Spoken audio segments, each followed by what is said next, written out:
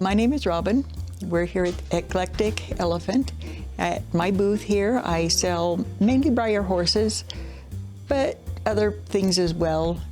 Mainly horses because that's what I enjoy collecting myself. Well, my first Breyer I got when I was probably in about the 3rd grade, and I only had a few of them, but I really started collecting more the last, probably 20 years, to where I started getting a whole lot more and getting more serious into getting a lot of collecting.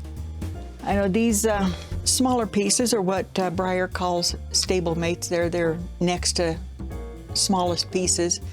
Some of my favorites, the traditional sized pieces here. My very first Breyer was one like this. He was glossy rather than the matte finish. And so he's kind of one of my favorite molds for that reason. My grandmother bought him for me. This particular one is one of Breyer's longest running molds.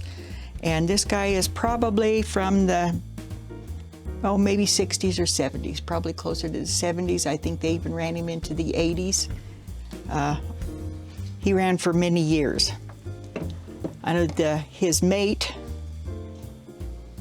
that's the family Arabian stallion. His mate, the family Arabian mare, she's a little older because she's glossy. Breyer did glossy for a while, so she's probably in the earlier 60s.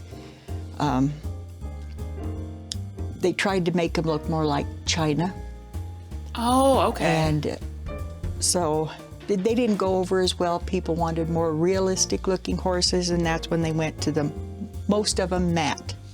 Breyer probably got started in the 50s with the model horses. They'd been a company long before that. I don't know how many years. They were into plastics. They made plastic things. And they started with the Western horse. I don't believe I have a Western horse.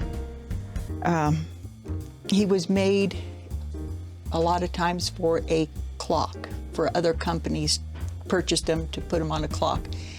They started getting them after Heartland quit making them. So it was probably in the mid to late 50s that they got started, and they just kind of exploded from there. And people they liked the horses. They started demanding more collectors. Some of them were made for kids, and even now there are a few that are made more with kids in mind rather than the more collectible pieces. And some of them are very, very collectible. The most expensive one Breyer has ever sold was a one-of-a-kind about 2 years ago, went for $65,000. Whoa, wow. That was actually going to be my next question about the range of prices. That is, I mean, wow, that's a lot. Well, most of them aren't that expensive.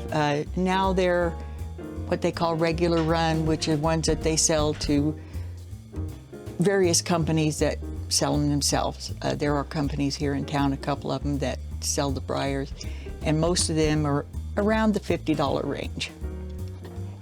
Every year, Breyer has an auction for molds. They have sometimes around 20 of them, different molds that they paint in color. They only have one of that specific one. And evidently somebody really, really wanted it. Most of the time, depending upon the mold, they go for a couple thousand to maybe 25,000. That just happened to be one that I guess was very, very popular. He was on a mold called the silver mold, which is a rearing horse that they originally made as the Lone Ranger's silver. This particular one had wings on him. They turned him into a Pegasus, and a couple of people evidently fell in love with him to go that high. Yeah. Wow. But those are on an auction basis.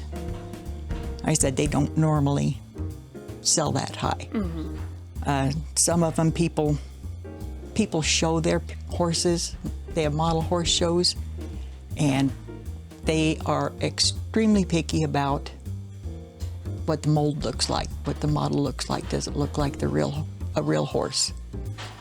Is that the main kind of criteria, is like the realistic quality of the horse? For a lot of them, yes. They want them to look realistic. They want them to represent the breed properly. This is one of those made in China horses. Oh, okay. You can see how awkward. Of course, I think his ears were broken too. Yeah, I can see that neck is way too long. See, like, I don't even know they're horses, but I know that's not a horse. And they're made out of resin. So it seems like really these collectors, they're like horse enthusiasts. It's not just that they're like toy collectors or model collectors. They are enthusiasts. They love horses. Most of them have real horses. And they, like I say, they treat them almost like they do a real horse.